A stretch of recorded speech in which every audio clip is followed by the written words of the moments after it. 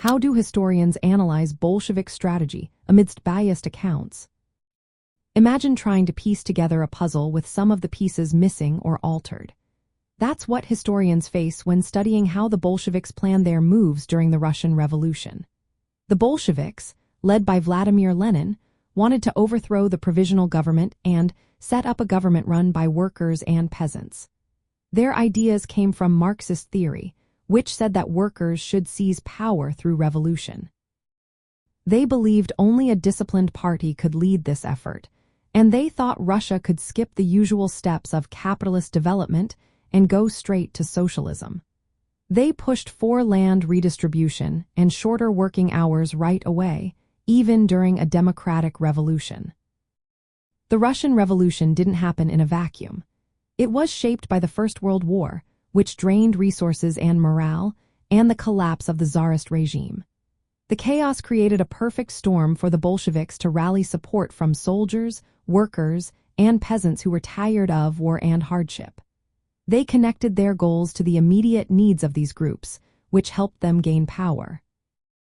Now, when historians try to analyze Bolshevik strategy, they face a big challenge: biased accounts.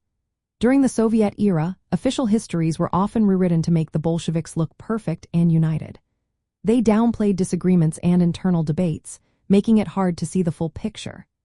Outside the Soviet Union, especially during the Cold War, Western writers sometimes exaggerated conspiracies or painted the Bolsheviks as undemocratic.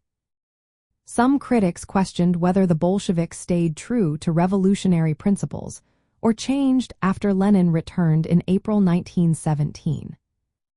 To get around these biases, historians compare many sources. They look at party documents, newspapers, memoirs, and archives. They try to find patterns in what the Bolsheviks said and did, and they consider the social and economic context. For example, they examine how the Bolsheviks changed tactics as the situation evolved, like shifting from opposition to calling for an immediate uprising. This helps distinguish real strategic choices from stories that grew later. Historians also study how the Bolsheviks used propaganda and surveillance to stay in control. These tools weren't unique to them but became central to their state-building efforts. They helped the Bolsheviks maintain power during and after the revolution. From a broader view, analyzing their strategy involves understanding how they responded to external pressures and internal debates, and how they managed to stay united enough to lead a major revolution. From a communist perspective, the Bolshevik strategy is seen as a necessary response to Russia's conditions at the time. Supporters argue that Lenin's ideas about imperialism and the state were correct, and that their measures after the revolution were progressive.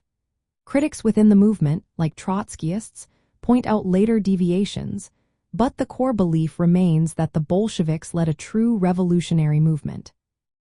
So, when historians analyze Bolshevik strategy, they sift through biased accounts, compare many different sources, and place their actions within the broader historical context.